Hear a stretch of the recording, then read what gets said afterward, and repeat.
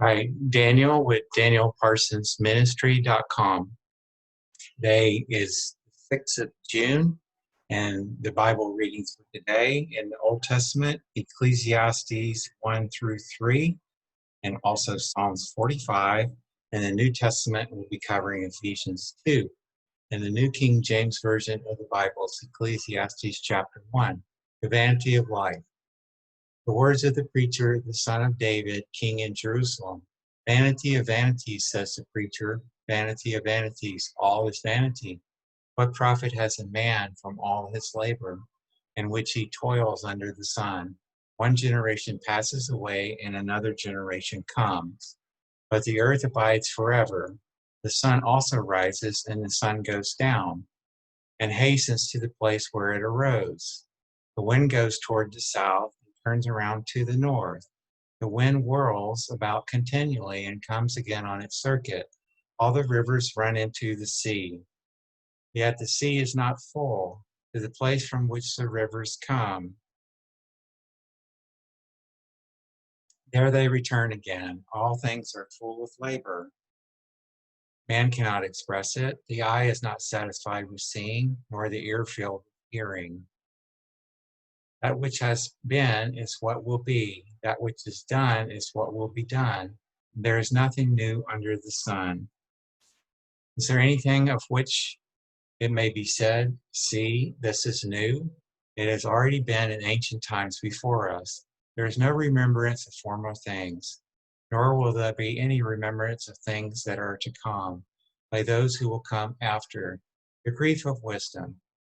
I, the preacher, was king over Israel in Jerusalem, and I set my heart to seek, search out by wisdom concerning all that is done under heaven. This burdensome task God has given to the sons of man, by which they may be exercised. I've seen all the works that are done under the sun. Indeed, all is vanity and grasping for the wind. What is crooked cannot be made straight. What is lacking cannot be numbered. I commune with my heart, saying, look, I have attained greatness and have gained more wisdom than all who were before me in Jerusalem.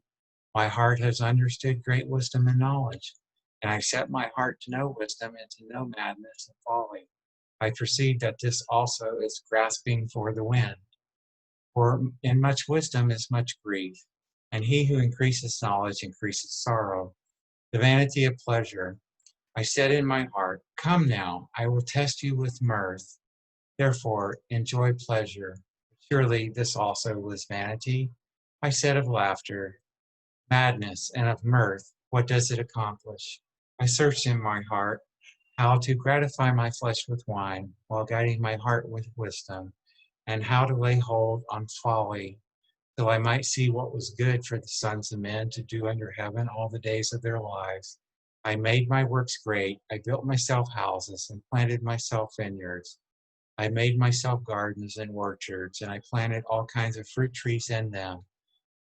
I made myself water pools from which to water the growing trees of the grove. I acquired male and female servants, and I had servants born in my house. Yes, I had greater possessions of herds and flocks than all who were in Jerusalem before me. I also gathered for myself silver and gold and the special treasures of kings and of the provinces. I acquired male and female singers, the delights of the sons of men, and musical instruments of all kinds. So I became great and excelled more than all who were before me in Jerusalem. Also, my wisdom remained with me. Whatever my eyes desired, I did not keep from them. I did not withhold my heart from any pleasure, for my heart rejoiced in all my labor. And this was my reward from all my labor. Then I looked on all the works that my hands had done, and on the labor in which I had toiled. And indeed, all was vanity and grasping for the wind. There was no profit under the sun. The end of the wise and the fool. Then I turned myself to consider wisdom and madness and folly. For what can the man do who succeeds the king? Only what he has already done. Then I saw that wisdom excels folly, as light excels darkness. Wise man's eyes are in his head, but the fool walks in darkness. Yet I myself perceive that the same event happens to them all. So I said in my heart, as it happens to the fool, it also happens to me. And why was I then more wise than I said in my heart? This also is vanity. For there is no more remembrance of the wise than of the fool forever, since all that now is will be forgotten in the days to come. And how does the wise man die? As the fool. Therefore I hated life, because the work that was done under the sun was distressing to me.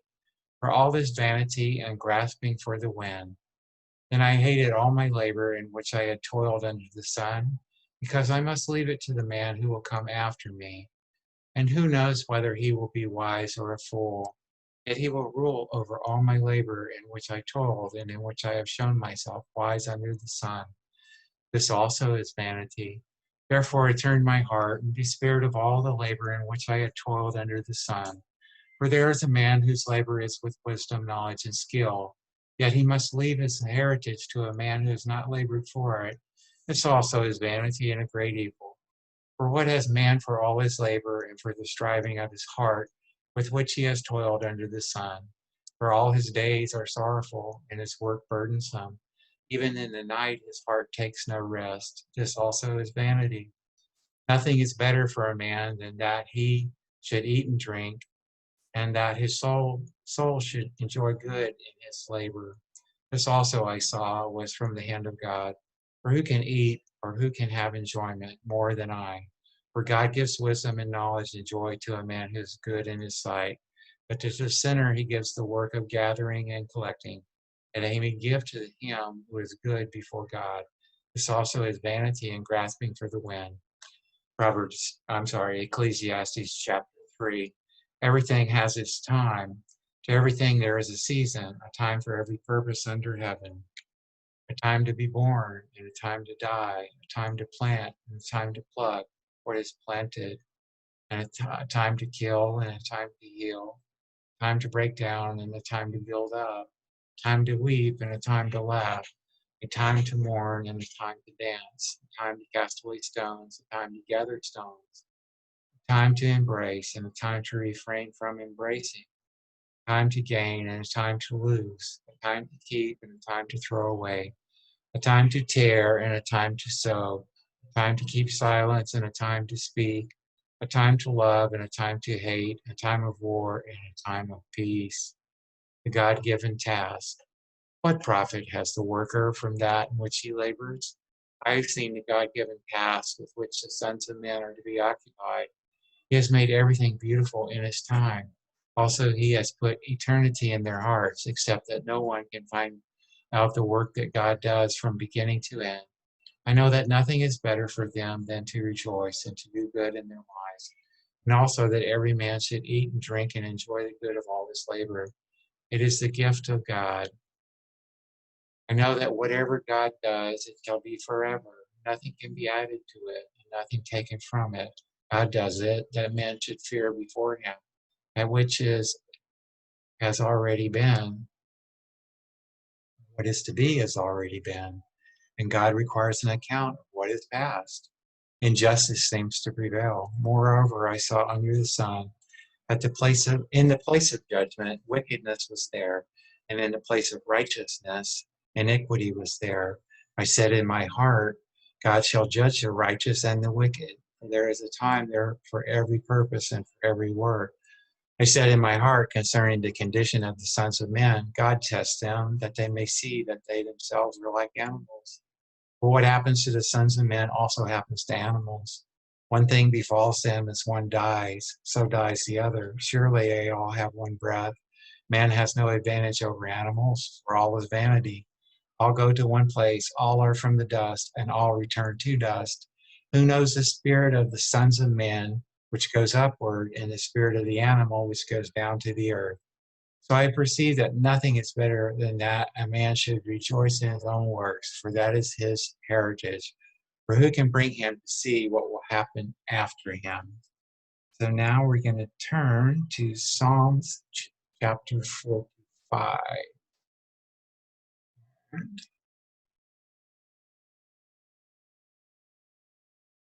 New King James Version of the Bible, Psalms chapter 45. the glories of the Messiah and his bride.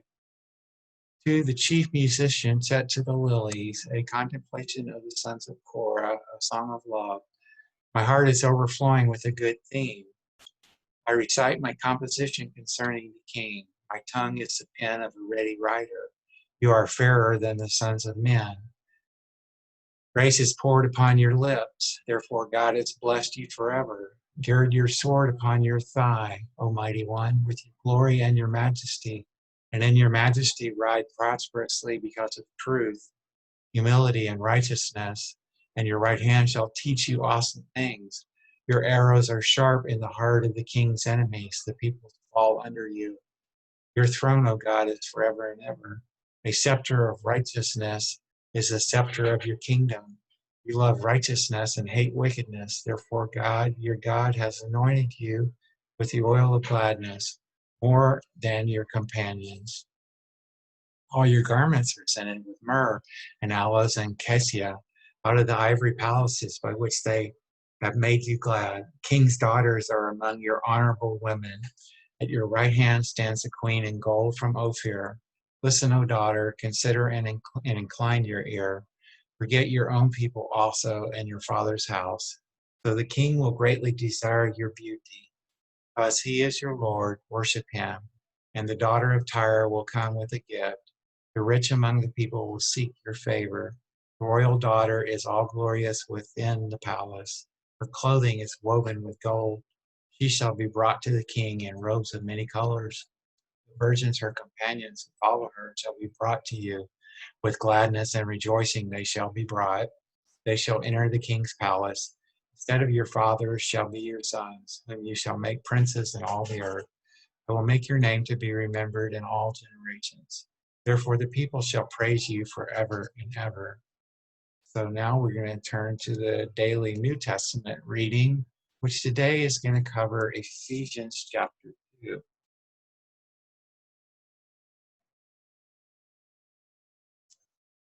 The Life Journal reading plan has the Old Testament once in the year, and then the New Testament we go through twice in the year.